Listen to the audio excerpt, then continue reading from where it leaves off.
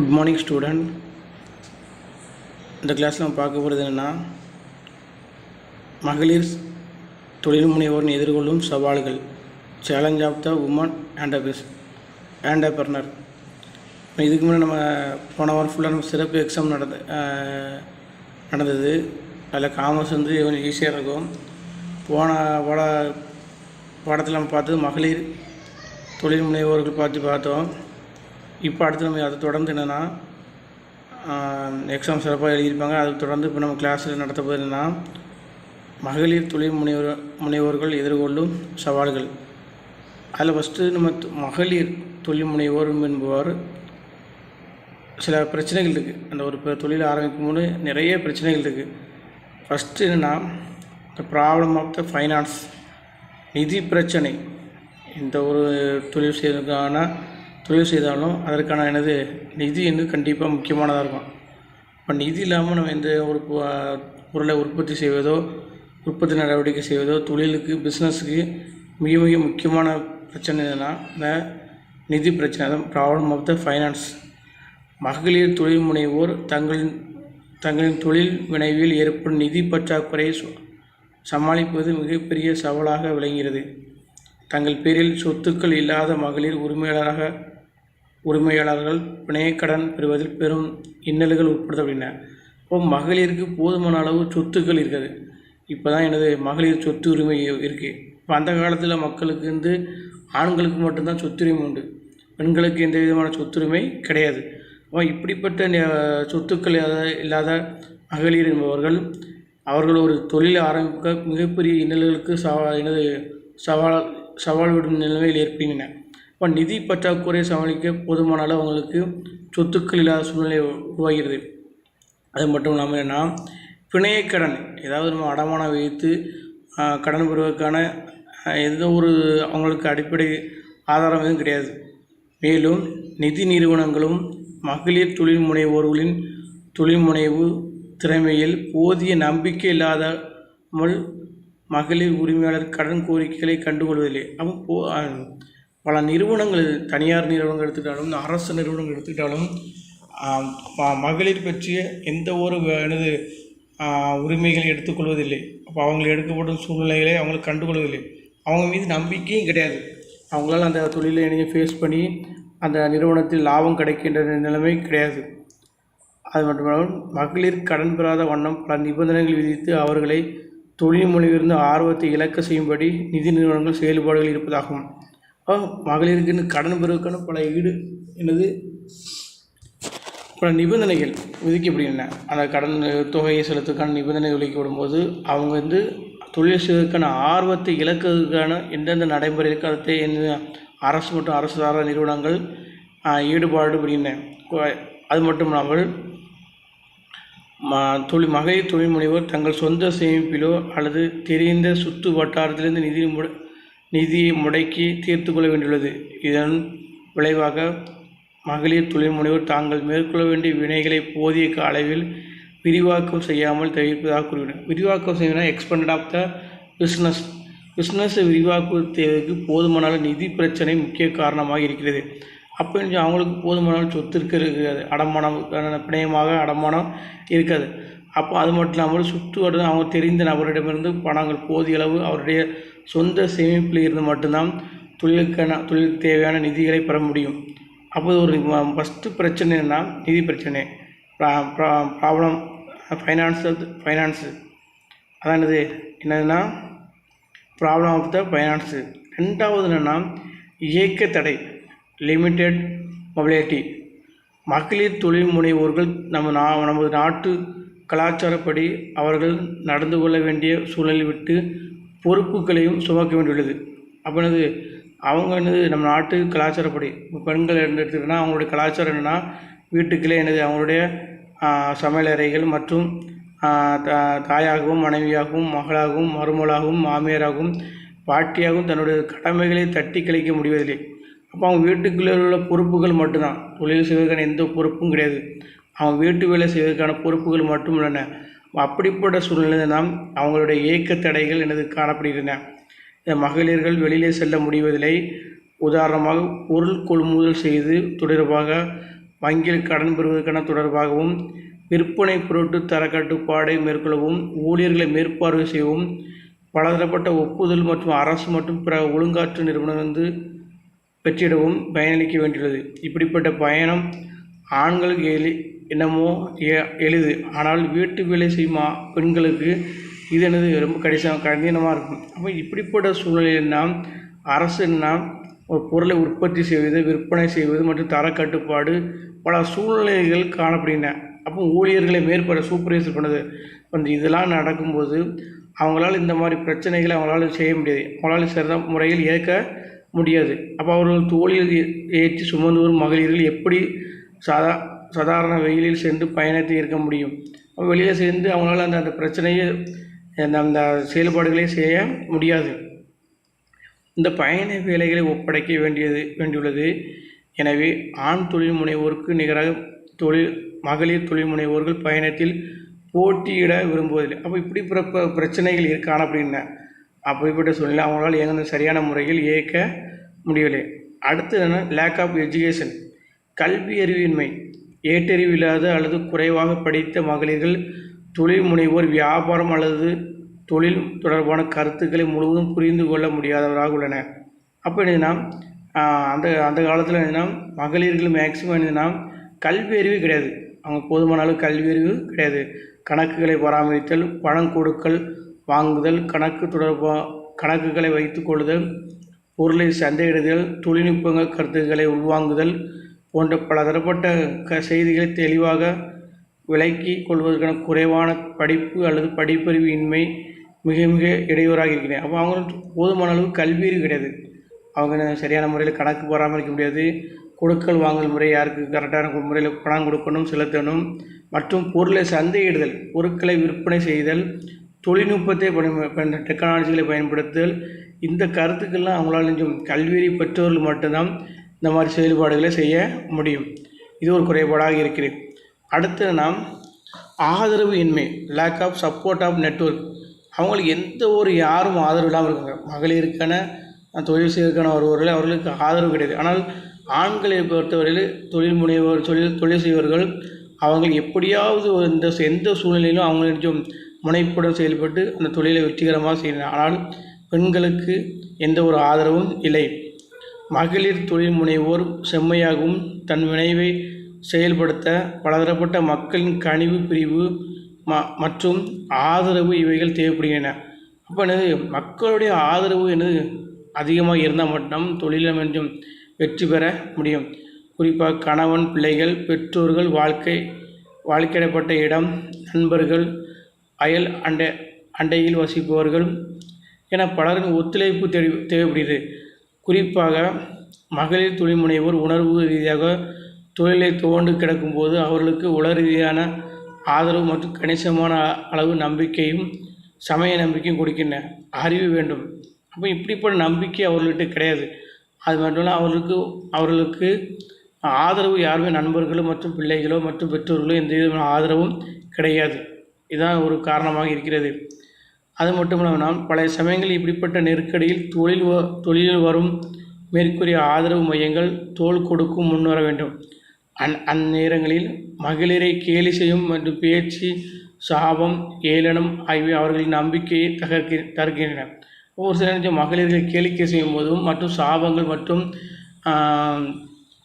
பேச்சு, ஏளனம் இந்த மாதிரி சூழ்நிலையில் அவங்க மனதில் சோர்வு ஏற்பட்டு அவங்க தொழில் செய்வதற்கான ஒரு இடையூறாக காணப்படுகிறது. குறிப்பாக ஆண்கள் ஆதிக்க மனப்பாங்கு கொண்ட நபர்களின் நடத்தை மற்றும் வார்த்தைகள், வன்முறைகள் மகளிரின் தொழில் துணிவை மிகவும் பாதிக்கிறது.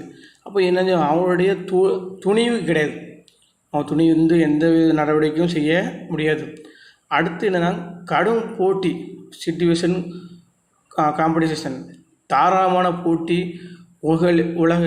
உலகில் மகளிர் தொழில் முனைவோர் மிக பெரிய நடுத்தர மக்கள் தொழிலிடமிருந்து கடுமையான போட்டியை எதிர்கொள்கின்றன. போட்டியை வலுவாக எதிர்கொள்ளும் விளம்பரம் மற்றும் விற்பனை பெருக்க யுக்திகளை கையாள வேண்டிய சூழ்நிலையில் மகளிர் தொழில் முனைவர்கள் ஈடுகொடுக்க முடியாமல் திணறுகின்றன. அப்போ உலக அளவில் போட்டிகளை எதிர்கொள்வதற்கான அவர்களுக்கு கடும் போட்டியை சமாளிக்க முடியாமல் எதிர்கொள்ள யுக்திகளை கையாள வேண்டிய பிரச்சனைகளை ஈடுகொடுக்க முடியாமல் திணறுகின்றன. வியாபாரம் செய்வதற்கான விளம்பர யுத்திகள், தொழில்நுட்ப யுத்திகள் அவையெல்லாம் சரியான முறையில் கடும் போட்டியை சமாளிக்க முடியாமல் சூழ்நிலை உருவாக்கப்படுகிறது.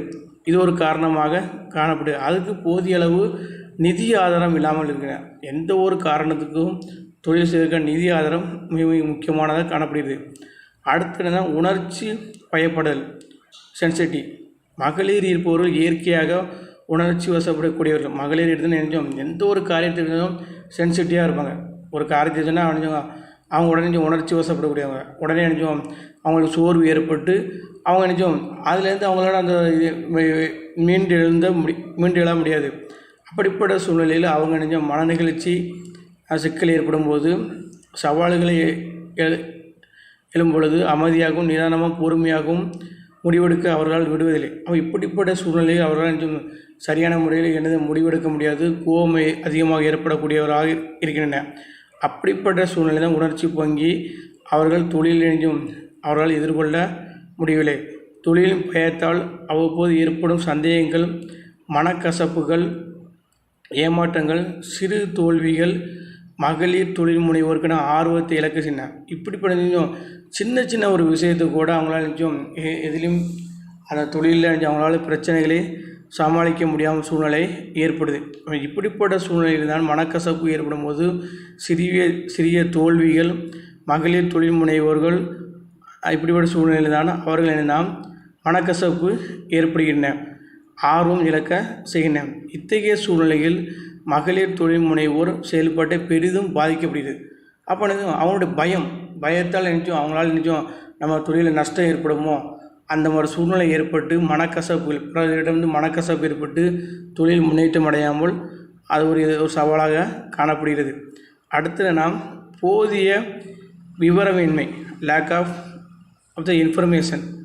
மகளிர் தொழில் முனைவோர் தங்களுடைய குறைந்த படிப்பறிவு தகுதி காரணமாக, அலட்சிய காரணமாக அல்லது வீட்டு வேலையின் சுமையின் காரணமாக தங்களுடைய துவக்கத்தை தொழிலை சுற்றி என்ன நடக்கிறது என்பது அவர்களுடைய அரசு நல்கிய சலுகை தருகிறதா, அரசு தர அமைப்பு ஆதரவு என்ன என்பதை தங்களை போன்ற தொழில் நடத்தி வரும் மகளிர் துணை முனைவோர்கள் எப்படி சமாளிக்கணும் என்ற விவரங்களை அறிய விரும்புகின்றன.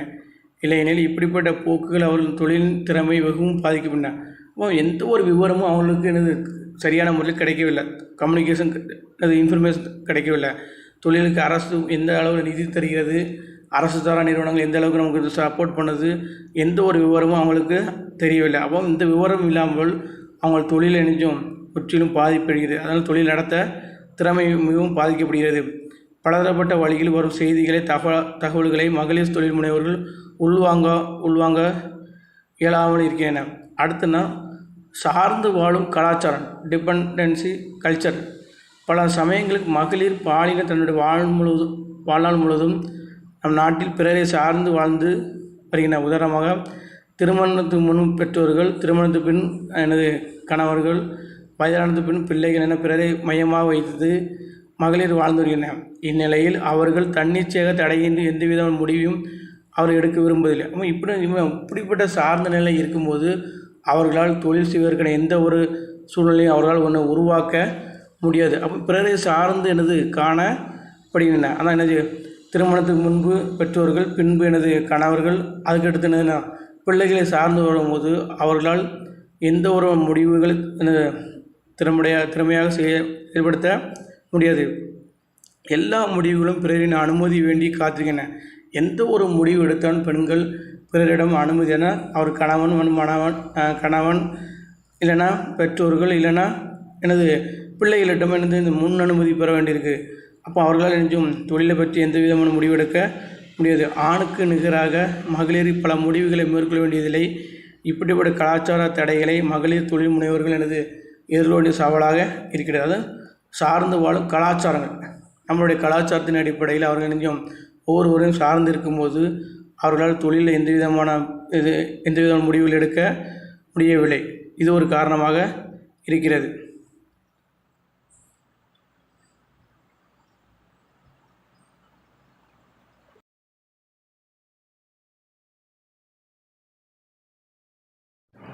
அடுத்து நம்ம பார்க்கும்போது என்னென்னா தொழில் முனைவோரின் பணிகள்.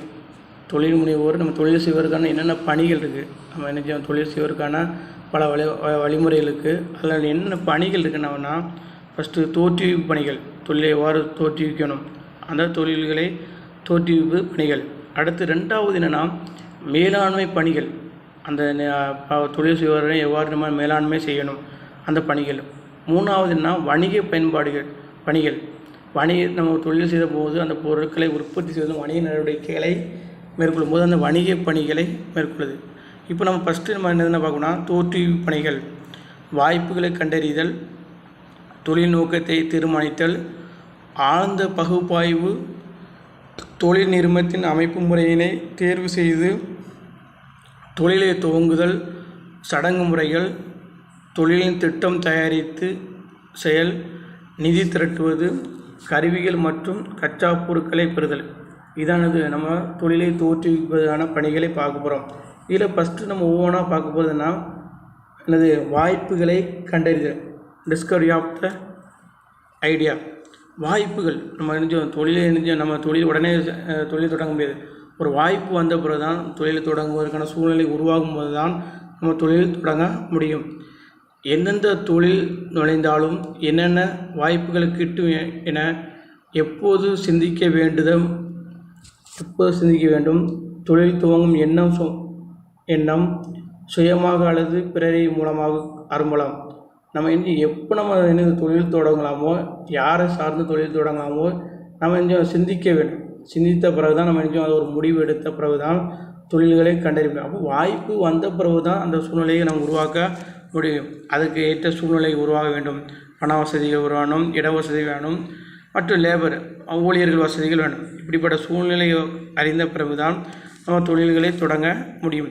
சில சமயங்களில் தொழில் முனைவர் தனது அனுபவத்தின் மூலமாகவும் தனது சூழ்நிலை கூர்ந்து நோக்குவதன் மூலமாகவும் படித்த படிப்பின் வாயிலாகவும் பெற்ற பயிற்சியின் வழியாகும். அப்போ நம்ம தொழில் தொடங்கணும்னா ஒரு வேளை நம்ம அனுபவத்தின் அடிப்படையில் ஒரு தொழில் செய்யும்போது அவன் ஒரு ஒர்க்கர்ஸாக வேலை பார்த்துருப்பான் ஒரு ஆள்கிட்ட. அப்போ அவன் அந்த அனுபவத்தின் அடிப்படையில் தொழில் செய்யலாம். ஒரு 5 வருஷம் 10 வருஷம் வேலை பார்த்துட்டு பின்பு அவன் புதுசாக ஒரு தொழில் ஆரம்பி அதே தொழிலை செய்யலாம். அது அனுபவத்தின் அடிப்படையில்.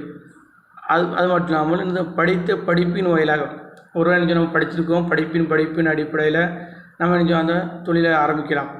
ஒரு வேளை நம்ம பயிற்சியின் அடிப்படையில் நம்ம ட்ரைனிங்கின் அடிப்படையில் நம்ம இந்த தொழில் செய்யலாம். வாய்ப்புகளை கண்டறிதலாக காணப்படுகிறது. அதாவது சந்தையை ஆய்வு நடத்தியோ அல்லது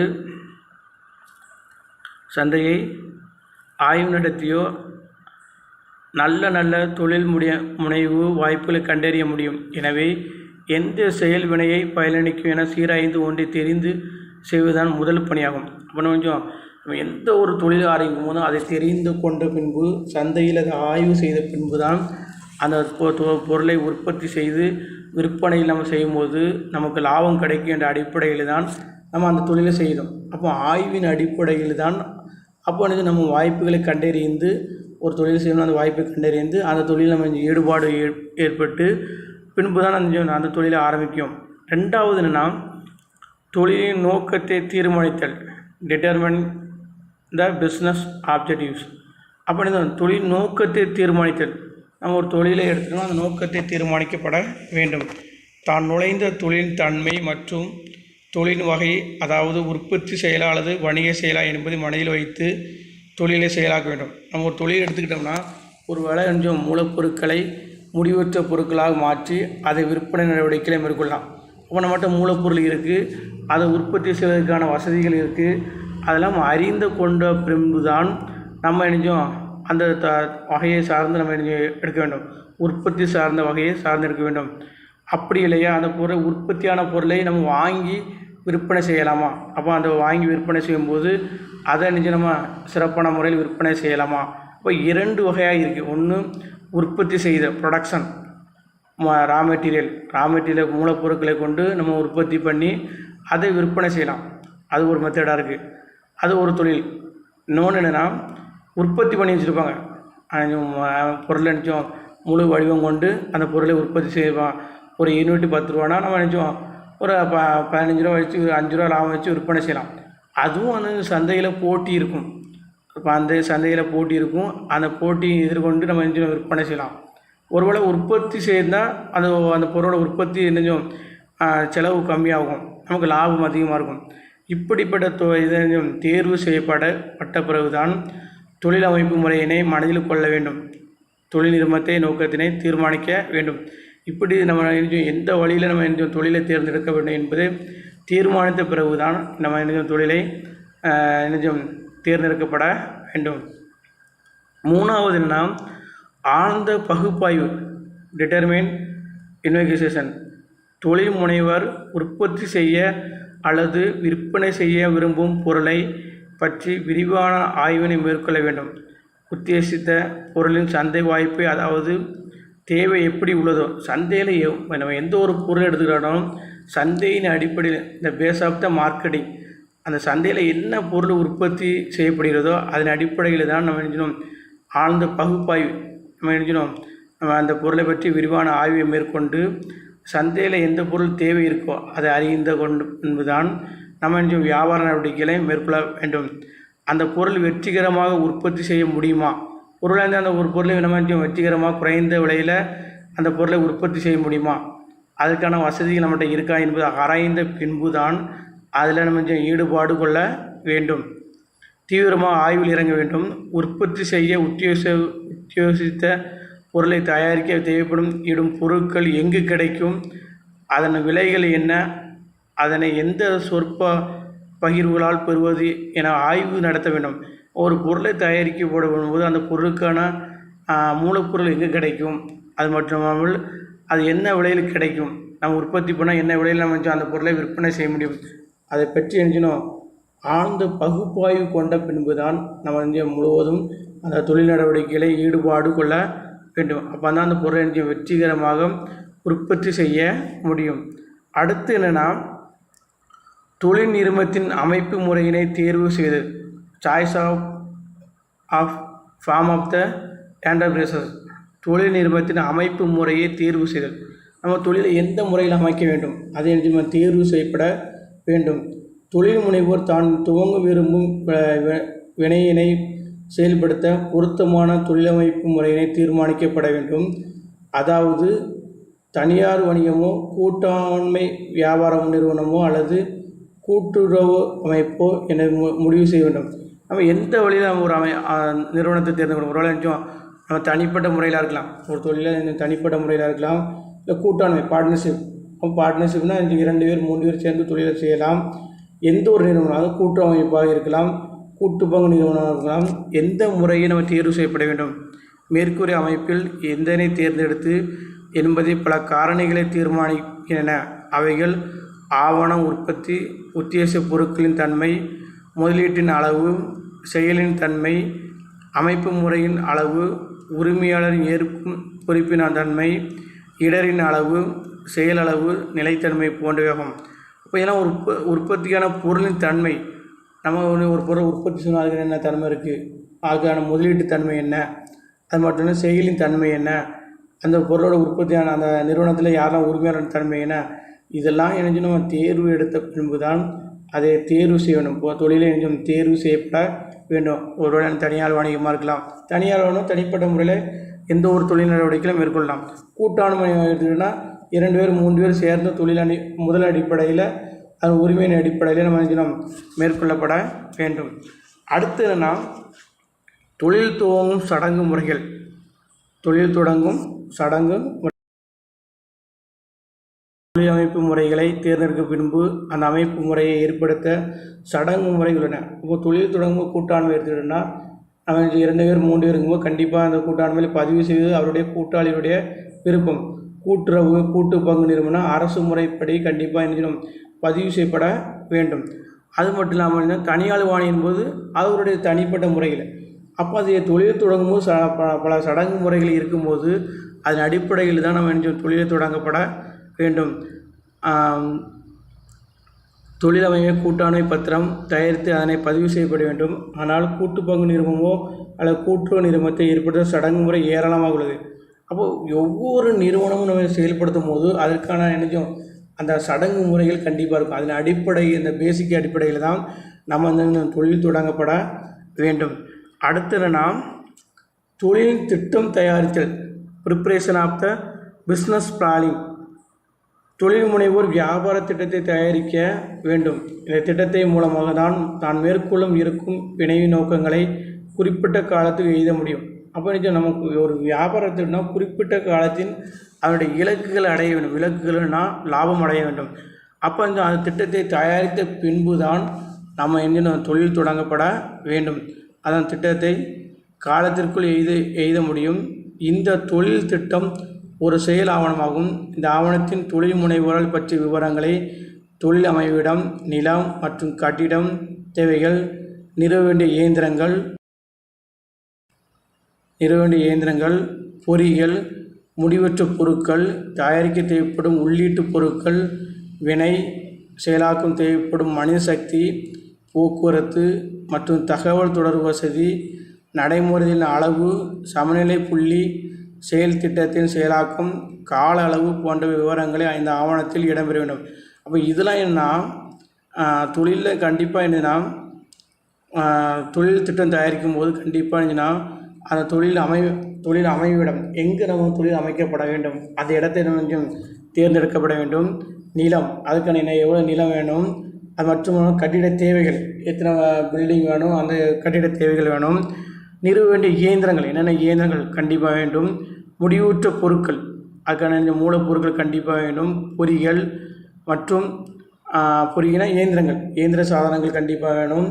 உள்ளீடு சாதனங்கள், வினையை செயலாக்க தேவைப்படும் மனித சக்திகள், கண்டிப்பாக மனிதனுடைய வளம் கண்டிப்பாக வேணும். ஹியூமன் ரிசோர்ஸஸ், மனிதனுடைய வளங்கள் தேவைப்பட வேண்டும். போக்குவரத்துக்கு கண்டிப்பாக டிரான்ஸ்போர்ட் வேணும். தகவல் தொடர்பு வேணும். இந்த நடைமுறையின் அளவு, சமநிலை புள்ளி விவரம், செயல்திட்டத்தை செயலாக்கும் கால அளவு விவரங்களை இந்த ஆவணத்தில் கண்டிப்பாக இடம்பெற வேண்டும். அடுத்தது நாம் நிதி திரட்டுவது மொபிலைசேஷன் ஆஃப் த ஃபண்ட்ஸ். வினையை செயலாக்க தேவைப்படும் நிலையை நிதி மற்றும் நடைமுறை நிதிகள் அளவை தீர்மானிக்க வேண்டும். நிதியினை பொறுத்தவரை சொந்த சேமிப்பிலோ, நண்பர்கள் வட்டாரத்தில் இருந்தோ, உறவினர்கள் முறையிலே உதவியோ, வங்கியிடம் இருந்தோ அல்லது நிதி நிறுவனம் இருந்தோ,